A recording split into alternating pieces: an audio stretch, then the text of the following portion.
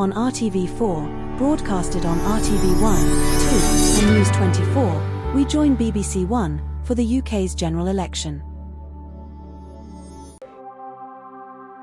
It's 5 to 10, and with millions of you having cast your votes, the polls are about to close. The arguments of the campaign are over. The counting is about to start. So, let election night begin.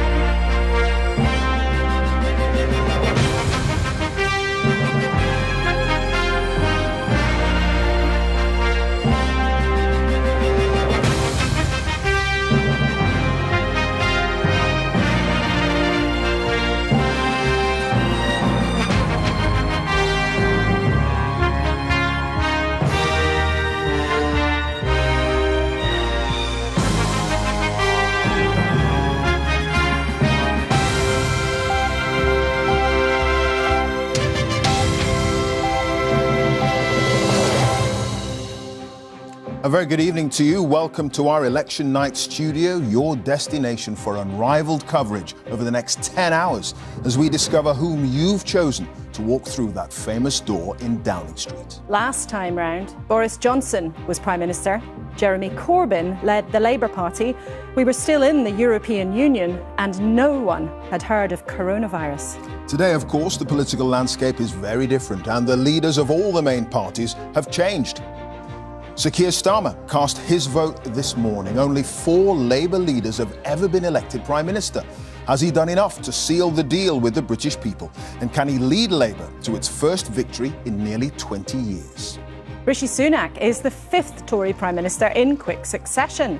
He surprised the country with a snap election and has been fighting hard to hang on to power after the Tories' 14 years in charge. But can he cross Jeremy Vine's winning line outside number 10? Every paving stone a parliamentary seat. You remember 2019 when Boris Johnson won all these seats and paved a path to the door of number 10. This time, can Labour turn the blue seats red and send Keir Starmer through that historic black door, or will the Conservatives hold them off? This is the engine room of our election coverage, where we're keeping an eye on all the election centres right across the UK with an army of reporters. Fiona Bruce and Victoria Derbyshire are with the Labour and Tory leaders. And the race to deliver the first result is always fiercely contested. So we have our earliest risers on the hunt for the early declarers. Hello, I'm in Blythe, where a recount in 2019 stopped them winning. But this time, this team is even more determined than ever. Do we think we can beat Sunderland this time? Yes! Well, let's just see, shall we? Sunderland has won this race many, many times, and they're not giving up without a fight. Here in London's Broadcasting House, our teams are poised, ready to gather and then verify every single result as they begin to come in. And of course, at the heart of it is Professor Sir John Curtis, who's been hard at work already all day with the exit poll team. And in just a few moments, we can legally reveal the results of all of those calculations. That exit poll will indicate who will be heading here to the Commons, and Rita Chakrabarti will be checking all the numbers. We're feeding all that data into the giant screen now, and in a few moments' time, I'll be able to tell you which seats are most likely to be changing hands. If neither Keir Starmer nor Rishi Sunak win the magic 326 seats, could one of the smaller parties back them up? Ed Davey's Liberal Democrats would love to become the 3rd biggest party once again. Nigel Farage is back in frontline politics with Reform UK. And Kirsty Wark is watching the battle in Scotland. I'm here in Glasgow, where we're expecting a night of high drama, with politicians using the results in Scotland to argue for or against independence. I'll be joined by the country's senior politicians, advisers and commentators to react to the big stories right through the night. Ready for an avalanche of information and reaction? Our political editor, Chris Mason, is with us here in the studio. So, we're seconds away from 10 o'clock and the exit poll, a first indication of how the night might unfold. More than 20,000 people took part on behalf of the BBC, ITV News and Sky. in this first July election since 1945. 326 seats I needed to win. So, here we go.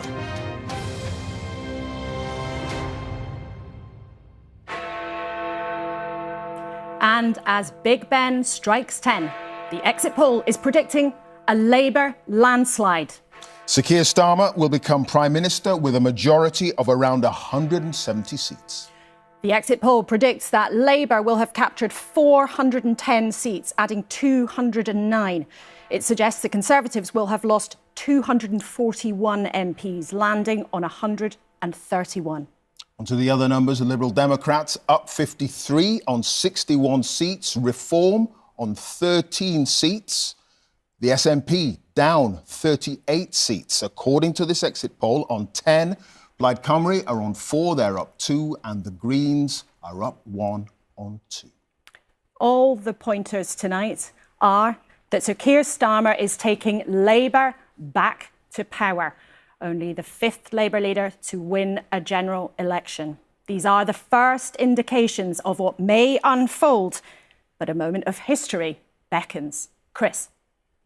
Blimey, just take a look and take in those numbers. The Conservative Party, so often an election-winning machine, looks pulverised tonight, taking in those numbers. At the last general election, it was Labour that was pulverised, reduced to its smallest number of seats since 1935. At the time, there was talk that Boris Johnson might serve as Prime Minister into the 2030s, and that for Labour to win by just a smidgen would require a Himalayan climb on their part. And yet you look at those numbers and they have won by a mile. What does this tell you? It tells us a lot about voter volatility. Like never before, more people in more places more often are more willing to change their minds about who they support from one election to another.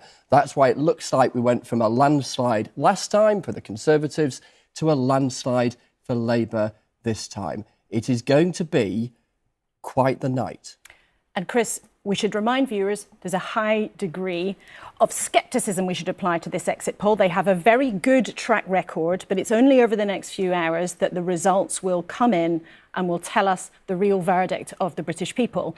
But it does seem, as it has done all the way throughout this campaign, that Sir Keir Starmer has done something extraordinary, pulling back Labour from where it was in 2019. Astonishing when you look at the Labour numbers, given where they were, given the extent to which they had been so comprehensively beaten last time. There was lots of folk in lots of political parties anticipating that that would mean they'd be out of power for at least a decade. And yet you look at these numbers, and of course we should insert the caveat, shouldn't we? But given the margin of that Labour lead in the exit poll, there is plenty of scope for that to be out by a reasonable margin and Labour still to be heading for a very sizable, historically big majority. Where we should insert a few more caveats, shouldn't we, is around some of the smaller parties, not least the Scottish National Party, by dint of the SNP merely standing in Scotland. There are fewer data entry points into that exit poll, so there's a bit more caution around that. Similarly around reform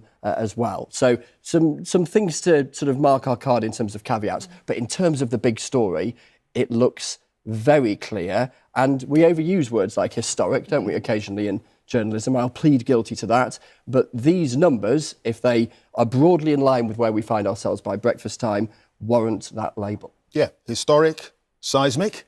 Yeah. What a shift in the political tectonic plates. No question that the polls have been all over the place in terms of measuring the size of a potential Labour majority.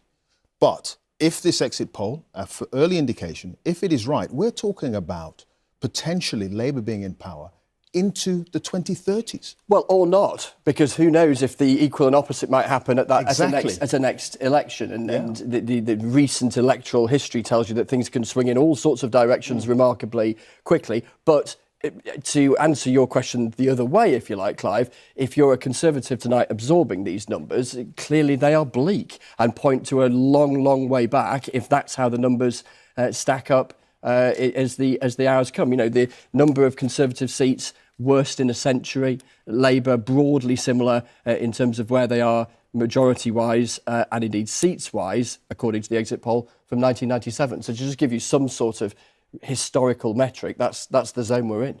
OK, Chris, thank you. We're going to be getting much more from you throughout the night, of course. We will, and through the night we'll be joined by a parade of political guests. Some of them will be in jubilation. Some of them will be very much at the other end of the scale. We're joined initially by Lord Mandelson, who is, of course, one already, of the architects of the 1997 New Labour victory.